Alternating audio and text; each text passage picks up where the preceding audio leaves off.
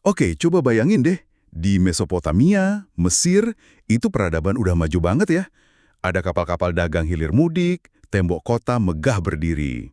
Iya, udah settle lah ya istilahnya. Nah, tapi kalau kita geser ke India kuno, sekitar tahun 3102 sebelum Masehi, gambarannya tuh masih, desa-desa kecil gitu di lembah sungai. Betul, masih awal banget. Nah, di pembahasan kita kali ini nih, kita bakal coba telusuri jejak awal peradaban lembah sungai Indus ini. Yup, kita lihat gimana pemukiman awal ini tumbuh, terus ada kisah mitologis Raja Manu yang menarik banget. Dan juga konsep abad besi atau Kali Yuga itu ya, kayaknya ini inti diskusinya nih. Betul, sumber utama kita kali ini dari buku Sejarah Dunia Kuno, S. Weisbauer. Kita mau ajak Anda nih ngelihat bukti arkeologi sama tradisi lisan itu barengan. Oke, biar kebayang gimana kota-kota pertama India lahir dan gimana mereka memaknai era baru mereka ini. Katanya penuh paradoks ya. Nah, itu dia, itu yang bikin menarik. Sip, jadi kita mulai dari mana nih? Penghuni awalnya siapa aja?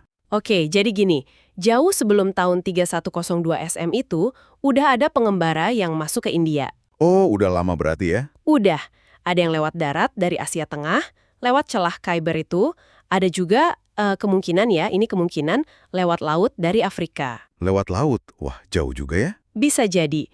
Nah, mereka nemuin tanah yang subur banget di sana.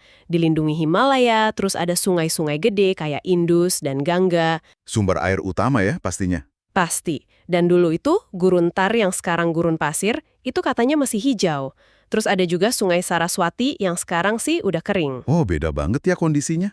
Terus mereka menetap di mana aja tuh awalnya? Pemukiman awal itu ya nyebar, ada di Balukistan, itu di baratnya Indus, terus di Punjab, yang artinya daerah 5 sungai. Ah, iya, Punjab. Terus sepanjang sungai Gangga juga ada, dan kemungkinan di selatan juga ada.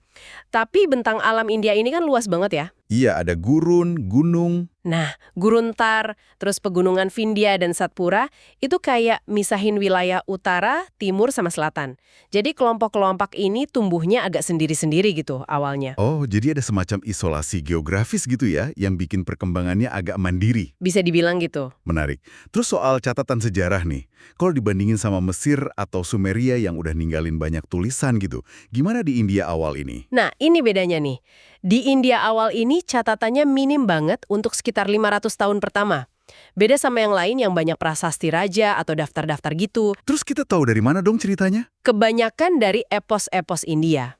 Itu ditulisnya jauh belakangan sih, tapi dipercaya nyimpan tradisi lisan yang umurnya tua banget. Oh, dari cerita turun-temurun gitu ya? Betul. Dan dari semua tradisi lisan itu, cuma satu nama raja, Manu, dan satu tanggal 3102 SM yang kayaknya menonjol banget. Oke, Raja Manu. Gimana ceritanya nih? Kok bisa sepenting itu? Ceritanya ini simbolis banget sih. Ada Manu ketujuh, namanya Manu Vaivaswata. Suatu hari, dia ketemu ikan kecil. Ikan kecil? Iya, ikan kecil ini minta tolong, minta dilindungi dari ikan-ikan besar yang suka mangsa yang kecil. Metaforanya dalam ya, kayak hukum rimba gitu. Iya juga ya. Terus Manu nolongin? Ditolongin sama Manu. Nah, sebagai balas budi, ikan ini ngasih peringatan ke Manu. Katanya bakal ada banjir gede banget. Wah, kayak kisah Nabi Nuh dong ya. Ada banjir besar. Mirip, tapi ini versi Indianya lah. Manu disuruh bikin kapal, dia bawa juga 7 resi atau orang bijak gitu. Oke, terus selamat mereka. Selamat. Setelah banjirnya surut, mereka mendarat di pegunungan utara. Nah, si Manu ini jadi raja pertama India di era sejarah itu. 7 resi tadi konon jadi bintang biduk. Rasi bintang biduk, keren juga. Dan tanggal kejadiannya itu menurut tradisi 3102 SM. Iya, menurut tradisinya begitu. Tapi, tanggal 3102 SM ini apa bisa kita anggap tanggal sejarah yang pasti gitu? Atau cuma simbolis aja? Nah, ini penting nih. Sumber kita, si Bauer, ngingetin kalau tanggal ini kemungkinan besar ditetapin sama sarjana di masa-masa setelahnya. Jadi, mungkin lebih ke penanda simbolis ya, daripada catatan tanggal yang akurat. Oke. Jadi bukan tanggal harfiah ya? Bukan. Tapi, nah ini bagian yang super menarik.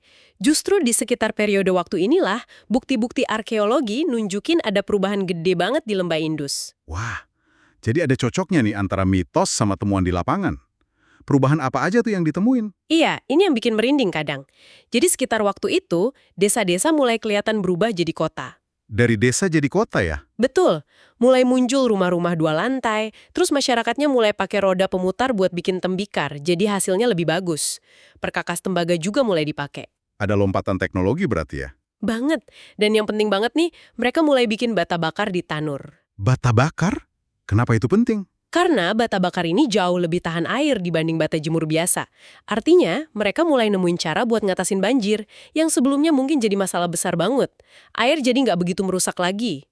Oh, pantasan. Jadi mereka bisa bangun struktur yang lebih permanen ya?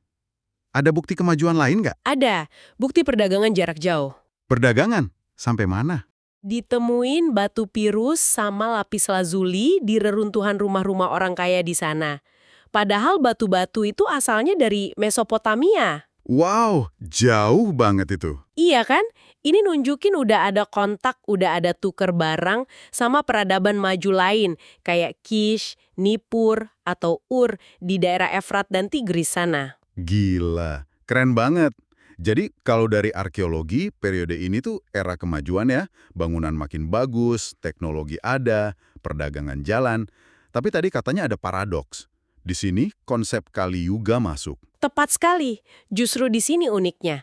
Menurut tradisi India, pas Manu turun dari gunung setelah banjir di 3102 SM itu, malah dimulailah zaman yang namanya Kali Yuga, abad besi. Loh, kok gitu? Abad besi? Bukannya tadi katanya lagi maju-majunya? Nah, itu dia paradoksnya. Kali Yuga ini dianggap era keempat dan terakhir dalam siklus 4 zaman kosmik mereka. Emas, Satya, perak, Treta, tembaga, Dwapara, nah yang terakhir besi, Kali. Terus katanya tiap zaman itu gimana? Katanya sih, setiap ganti zaman itu kesadaran rohaninya turun 1/4 bagian. Jadi Kali Yuga ini yang paling rendah, dianggap zaman terburuk. Zaman terburuk? Padahal bukti fisiknya nunjukin lagi makmur, lagi bangun kota, industri jalan, aneh banget. Ironis ya? Banget, itulah intinya. Kali Yuga itu digambarin sebagai masa kemakmuran material, industri maju, tapi Tapi apa? di saat yang sama, nilai-nilai kayak kejujuran, penggang rasa, kasih sayang, itu merosot drastis. Katanya tinggal 1/4-nya aja yang tersisa. Waduh. Bahkan tulisan-tulisan suci mereka, yang ditulisnya belakangan sih, itu ada peringatan-peringatan gitu soal pemimpin yang ngambil harta rakyatnya, yang kuat nindas yang lemah. Orang kaya malah jadi budak hartanya sendiri. Serem juga ya bayanginnya. Dan tradisi ini justru menempatkan awal kemerosotan moral ini di awal era perkotaan itu tadi, saat peradaban material lagi naik-naiknya. Ini jadi kayak balik lagi ke cerita ikan kecil yang minta tolong ke Manu di awal tadi ya. Nah, iya kan? Bahwa masalah ketidakadilan, yang kuat memangsa yang lemah, itu udah ada bahkan pas peradaban baru mulai dibangun. Seolah-olah ya, perjalanan membangun peradaban itu sekaligus menjauh dari kondisi ideal atau firdaus gitu ya. Persis. Itu interpretasi yang menarik. Dan cara kita memahami sumber-sumber kuno kayak epos ini, kata Baur juga, itu jadi diskusi sendiri di kalangan sejarawan modern. Apalagi kalau dikaitin sama narasi asal-usul peradaban dan klaim-klaim tertentu. Penting buat kita sadar ada banyak cara pandang dalam membaca sejarah. Oke. Jadi kalau dirangkum nih ya, sekitar 3102 sebelum Masehi itu jadi titik penting di lembah Indus.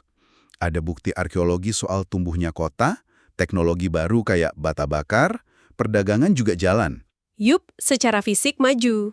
Tapi, di sisi lain, secara mitologis, periode yang sama justru ditandai sebagai awal Kali Yuga, abad besi. Era kemajuan material tapi dibarengi sama kemerosotan nilai spiritual atau moral. Kisah Manu jadi kayak simbol transisi ini. Tepat. Dan ini ninggalin pertanyaan reflektif buat Anda nih yang dengerin. Apa tuh? Kalau kemajuan materi, kayak pembangunan kota, perdagangan, itu bisa jalan barengan sama apa yang dianggap tradisi kuno sebagai kemunduran moral atau spiritual. Kira-kira pelajaran apa ya yang bisa kita ambil dari situ buat zaman kita sekarang? Pertanyaan bagus tuh buat direnungin.